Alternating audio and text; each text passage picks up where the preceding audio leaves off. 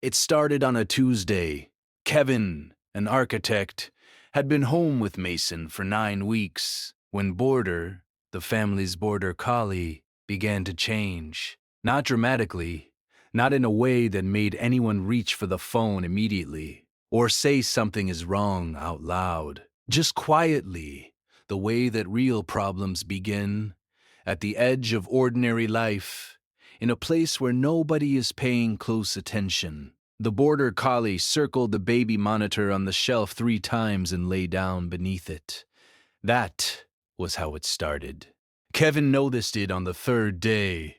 By the 5th day, Nicole had noticed it too. They talked about it over dinner, while Mason slept in the next room.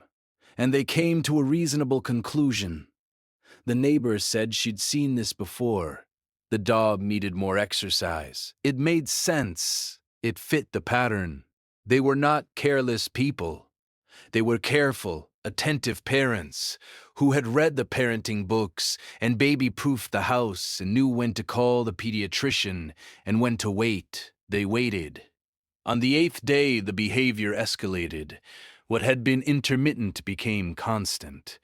The border collie stopped sleeping through the night. Kevin would find he's standing in the hallway at 2 in the morning, not pacing, not whining, just standing, facing Mason's door, still, waiting for something that Kevin could not identify. She told Nicole she was starting to feel uneasy. He said he understood, but that they should give it another few days. They gave it 2 more days. On the 10th night, the border collie did something it had never done before. Not once in the years they had owned, he pressed his entire weight against Mason's bedroom door from the inside. When Kevin opened the door at 3 a.m., she found the animal standing over Mason's small form, not touching, just positioned, deliberate, certain. Kevin stood in the doorway for 4 seconds. Then she turned on the light. What she saw made her reach for her phone before she had fully processed what she was looking at.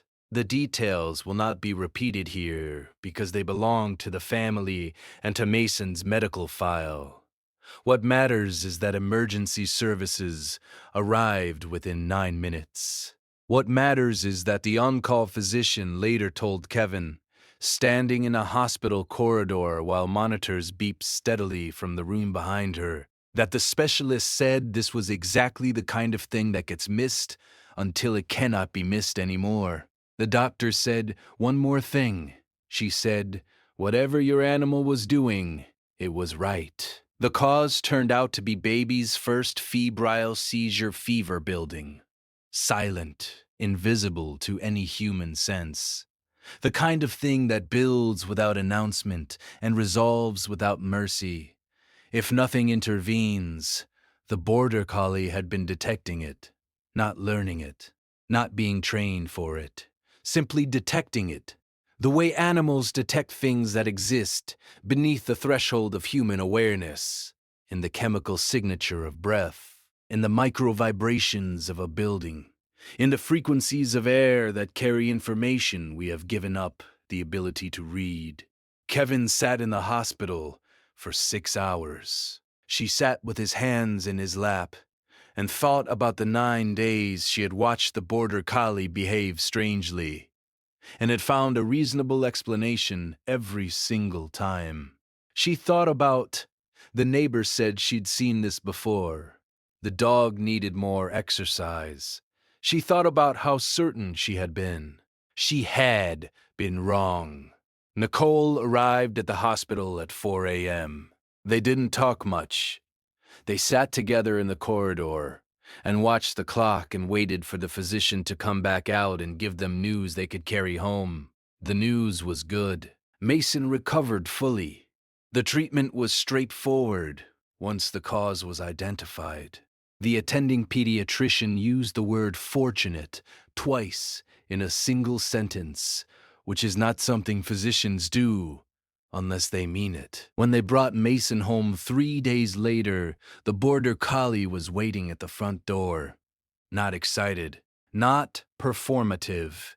Just there, in the way that a thing is there when it has been waiting because it knew to wait. Kevin knelt on the floor.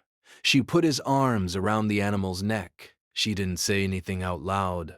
Some things don't need to be said. The Border Collie has slept in Mason's room every night since. Kevin checks in each morning and finds them in the same configuration. The animal positioned at the foot of the small bed, watching the door, doing what animals do when they have accepted the job of watching over someone who cannot watch over themselves. If you have ever dismissed a pet's strange behavior as anxiety or jealousy or stress, stop. Watch it more carefully.